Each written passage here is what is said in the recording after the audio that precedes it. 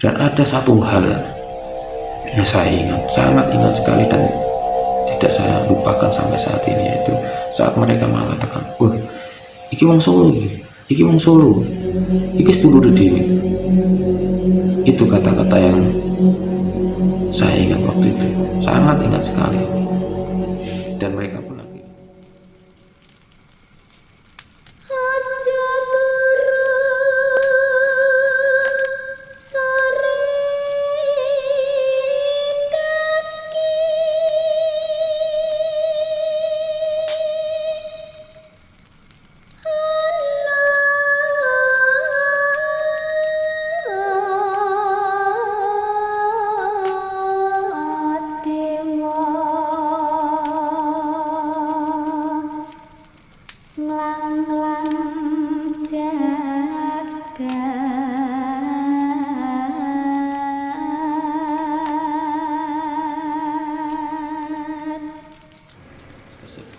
Hingga tibalah waktu di penghujung tahun, di bulan Desember tahun 96 menuju ke tahun 97.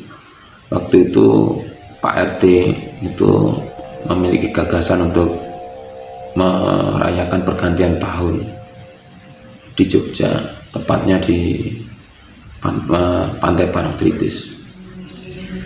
Waktu itu biasanya saya pulang tahun baru, yang tahun sebelumnya itu saya pulang, tapi untuk tahun ini saya memutuskan untuk ikut karena pertama kalinya saya. Akhirnya diputuskan siapa-siapa saja yang akan ikut. Kebetulan waktu itu saya membawa kendaraan minibus ya, Cherry, yang bisa mengangkut penumpang cukup banyak. Dan akhirnya rencana pun dibuat, siapa-siapa saja yang akan ikut dalam acara tersebut. Dan akhirnya waktu yang sudah direncanakan itu pun tiba. Kita semua berangkat. Saya waktu itu mobilnya membawa sekitar 8 orang ya, karena Cherry itu kan muatnya 8 orang termasuk supir. Sementara Pak RT dan teman-teman yang lain itu naik motor, sekitar 20-an motor waktu itu, yang saya ingat mas, sekitar itu banyak memang. Dan kita rombongan, kami di depan, yang mobil di depan. Rombongan pun berjalan keluar menyisiri Ring Road Utara, kita menuju ke Maguwo, kita menuju ke Janti untuk ke Ring Road Selatan. Saat kami memasuki Jalan Paris, saat itu gerimis mulai turun. Teman-teman yang naik sepeda motor tetap mengikuti kami dari belakang. Mereka walaupun gerimis tetap jalan, karena gerimisnya waktu itu masih gerimis yang biasa. Terus perjalanan kita terus, akhirnya hujan itu tidak berhenti, tapi semakin deras dan semakin deras, gelap, sangat deras sekali. Kita melihat ke belakang, teman-teman kita yang naik sepeda motor itu sudah tidak ada. Mungkin mereka berteduh karena cuaca betul-betul sangat gelap waktu itu, hujan deras sekali dan juga ada anginnya. Tapi walaupun begitu kami tetap berjalan. Dan kebetulan waktu itu yang menyetir mobil itu bukan saya, tapi Mas Danang. Beliau itu adalah mahasiswa sebuah perguruan tinggi pertanian di Jogja, anak Kediri, senior. Nah, dialah yang menyetir kendaraan. Nah, kami pun terus berjalan pelan tapi pasti. Singkat cerita, akhirnya kami pun sampailah di Pantai Parangtritis. Sampai di Parangtritis, cuaca cerah, tidak turun hujan, semua kelihatan cerah sekali, bahkan bintang pun tampak gitu. Dan waktu itu kita berhenti menunggu di parkiran di jalan utama, berharap kita bertemu dengan teman-teman kita yang naik motor. Kita menunggu cukup lama, sekitar hampir 1 jam kita menunggu, tapi tidak muncul juga mereka itu. Mungkin hujannya masih deras, jadi mereka berteduh. Kita menunggu selama 1 jam menunggu ini, ya kita sambil kita minum teh, kita turun kita minum teh. Setelah waktu berjalan kok mereka nggak juga muncul, akhirnya kita putuskan untuk berjalan sendiri. Kita pun masuk ke mobil lagi, dan waktu itu di Parangtritis ya, parkiran itu seingat saya ada jalan kecil dari parkiran itu, ada jalan yang ke barat dan ke timur, jalan aspal kecil waktu itu.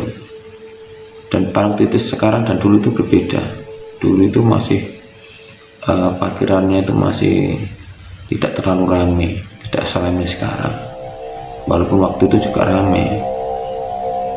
Tempatnya luas, ada jalan kecil.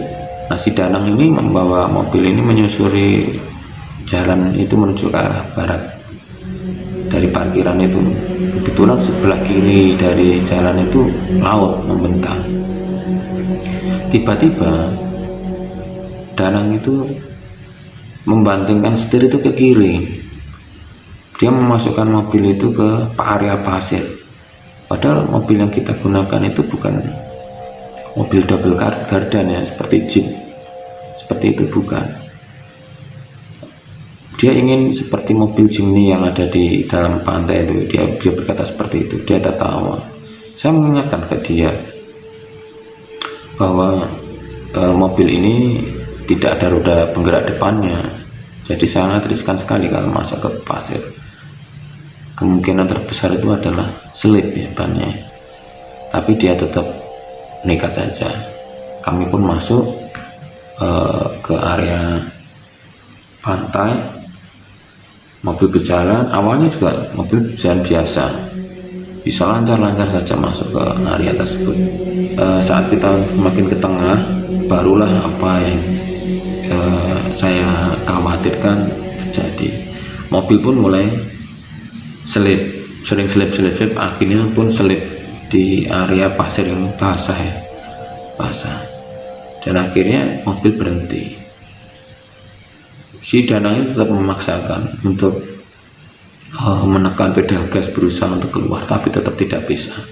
Sampai bau kampas kopling itu sampai tercium karena terbakar waktu itu. Kami pun putuskan untuk keluar dan untuk mendorongnya. Kami berusaha mendorong itu selama 1 jam.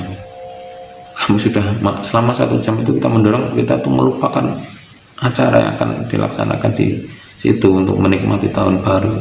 Tidak ada, kami tidak berpikir seperti itu. Kita bahkan tidak tahu ini jam berapa, itu malah kita tidak tahu karena kita sibuk untuk mengeluarkan kendaraan itu. Semakin kita berusaha, semakin mobil itu terperosok dalam. Kita sudah mencari batok kelapa itu ya, kita pakaikan di bawahnya, tetap aja tidak mau. Semakin dalam, dan semakin dalam. Akhirnya kami pun kecapean dan menyerah untuk melakukan itu. Kita semua beristirahat. Selama kita beristirahat ini, semua masih normal saja, tidak ada kepanikan, tidak ada rasa apa-apa, tidak ada. Semua baik-baik saja.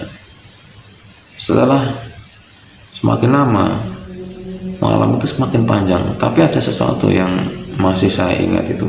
Malam itu sangat panjang sekali, panjang dan lama. Tapi yang saya ingat ada tembakan kayak semacam flare gun gitu ya, ke atas itu. Kami tengok ke pantai, banyak orang berkerumun. Sepertinya ada pengunjung terseret ombak, sesuatu hal yang biasa terjadi di pantai Parangtritis. Tim SAR menembakkan tembakan seperti bola api ke atas itu. Kita masih ingat itu. Nah, kita pun dengan tembakan itu sepertinya kita mengingatkan kita bahwa kita masih di sini dan kita itu terjebak di sini. Akhirnya kita pun berusaha mendorong lagi, tapi tetap sama saja. Semakin kita berusaha, semakin kita berusaha, semakin kita berusaha, itu sia-sia, sia-sia saja. Kita bahkan minta tolong ke orang sekitar kita, sia-sia, sia-sia. Mereka pun juga menolong, ada 1-2 yang menolong, dan itu juga sama, sia-sia. Lalu saat itulah mulai timbul rasa panik, cemas. Karena apa? Karena ombak Parangtritis itu awalnya itu surut, makanya kita berani turun ke pantai karena ombaknya itu surut. Tapi saat itu ombak itu mulai pasang. Sebelumnya itu air itu jauh dari kita, lambat laun dia mendekat. Dan saat itu berpikir, apa yang akan terjadi kalau seandainya ombak itu semakin dekat. Saya membayangkan apa yang akan saya katakan ke orang tua saya waktu itu, bahwa kendaraannya terbawa ombak. Kita pun mencoba lagi, tapi tetap saja sia-sia. Sementara teman-teman kami yang naik sepeda motor, kita tunggu, kita lihat, kita berpencar untuk siapa tahu bertemu dengan mereka. Itu tidak kami temukan, tidak ada, mereka tidak ada. Kita sudah berusaha berpencar mencari, tetapi kami tidak temukan. Akhirnya kami pun seperti putus asa waktu itu, putus asa. Dan saat itu kami masih belum mengerti apa sebenarnya ini yang terjadi. Tidak beberapa lama ombak pun semakin dekat, sekitar 25 meter dari jarak mobil kami. Karena kita lumayan ya tengahnya itu, padahal awalnya itu jauh sekali. Kita pun panik juga ya, panik itu yang utama. Tapi ada satu hal yang saya syukuri, teman-teman saya itu tidak ada yang lari ke tepi untuk menyelamatkan diri mereka tidak. Itu yang saya syukuri, mereka setia untuk membantu, karena kita sama-sama senasib ya, senasib di situ. Di saat itulah saya pun berdoa pada Tuhan, mohon pertolongan, mohon ampunan. Kalau seandainya ada niat yang tidak baik di hati kami atau apapun, kami minta pertolongan. Dan seperti doa yang terjawab, tidak beberapa lama dari arah timur itu keluar seperti orangnya itu banyak sekali, seperti orang habis pulang dari nonton bola stadion. Mereka terus jalan dari timur itu ke arah barat menyusuri pantai terus itu. Waktu itu tanpa pikir panjang lagi saya berteriak, "Mas, tolong mas, tolong, kami terjebak di sini, kami tidak bisa keluar dari sini, tolong dibantu sementara ombak semakin dekat." Itu yang saya katakan, saya masih ingat itu. Dan ada satu hal yang saya ingat, sangat ingat sekali, dan tidak saya lupakan sampai saat ini, yaitu saat mereka mengatakan, iki wong Solo, iki sedulur dhewe. Itu kata-kata yang saya ingat waktu itu, sangat ingat sekali. Dan mereka pun akhirnya datang mendekat, ayo diwangi, seperti itu, diwangi. Dan saya pun naik ke mobil, menggantikan Danang itu untuk keluar, membawa mobil itu keluar. Saya pegang kemudi, dan saya di dalam mobil itu, sebelum saya menyalakan mobil itu mereka itu sepertinya tidak mendorong ya, yang saya rasakan tidak mendorong, tapi diangkat, mobil itu diangkat. Dan waktu dia ngangkat, mereka itu mengangkat itu enak sekali gitu, sampai saya kendali itu saya lepas, saya merasakan mereka terus berjalan, dan jarak yang awalnya itu jauh bagi kami untuk menuju ke tempat jalan aspal semula, itu bagi mereka sangat dekat sekali, dan hanya dalam hitungan detik ya, waktu itu detik, sekitar berapa detik gitu, itu terus mereka tuh bawa itu sangat mudah. Padahal kami itu sepertinya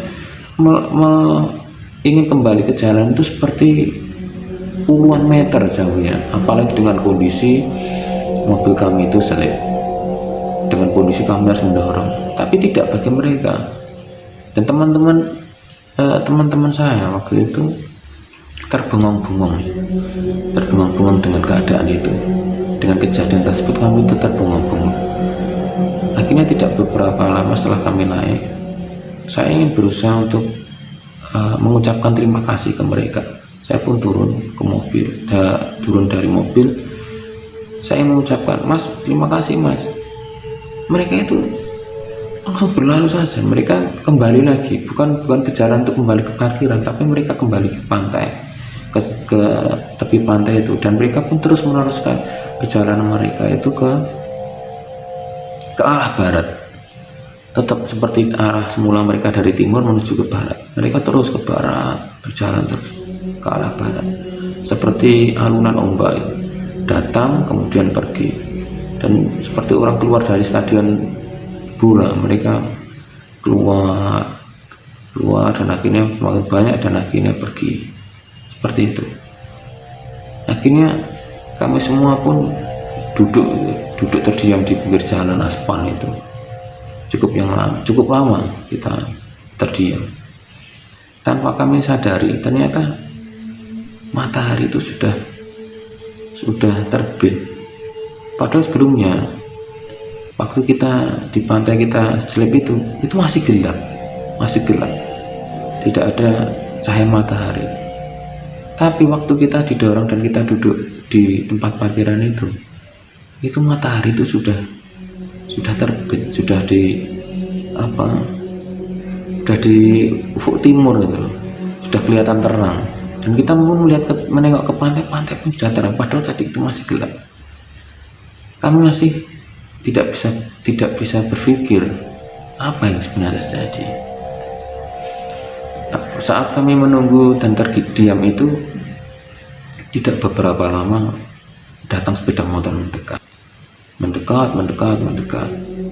Ternyata Pak RT kami datang mendekat. Dia bertanya seperti itu, "Woi, kok kowe ono ndi? Digoleki kok ora ono." Kami pun bercerita bahwa kami menunjuk ke tempat itu, bahwa kami selip di situ, gitu. Dan mereka pun mengatakan, teman-teman kami yang naik motor itu, "Loh, aku lewat ono kuno dari sekolah jam 12 golek iku nganti tekan jam 4 muter terus lewat situ." Saat itulah kami itu terdiam, padahal waktu kami berpencar untuk mencari mereka bantuan, kita tidak menemukan mereka sama sekali. Dan anehnya mereka pun menceritakan bahwa mereka itu melewati jalan tersebut itu berkali-kali seperti itu. Kami akhirnya pun yang di dalam mobil itu tidak bisa berkata apa-apa. Entah itu suatu kebetulan atau memang kami berada di dunia lain, karena seperti yang kita ketahui bahwa ini adalah pantai selatan Parangtritis, tempat bertemunya Nyai Roro Kidul sebagai Ratu Selatan dengan Panembahan Senopati sebagai pendiri Kerajaan Mataram dan merupakan cikal bakal dari Kasultanan Yogyakarta dan Kasunanan Surakarta. Tentunya Parangtritis memiliki sejarah yang tinggi dan juga nilai sakral yang sangat tinggi. Segala sesuatu hal pastinya bisa terjadi di pantai ini. Dan waktu itu saya langsung bersyukur kehadiran Tuhan Yang Maha Esa, bahwa saya masih diberi kesempatan, masih diberikan keselamatan, sehingga bisa lepas dari ombak dan lepas dari hal-hal yang lain mungkin yang tidak kami kehendaki dan tidak kami ketahui, dan akhirnya kami bisa kembali selamat. Itu merupakan suatu anugerah yang terindah anugerah dari Tuhan Yang Maha Esa. Dan saat perjalanan pulang dari pantai, dan perjalanan kami semua itu banyak terdiam, tidak banyak bicara. Di samping rasa lelah, rasa capek, dan tentunya juga kami masih memikirkan hal yang semalam kami alami, antara nyata atau tidak nyata. Dan dalam hati saya tidak ingin kembali lagi, karena cukup apa yang saya alami.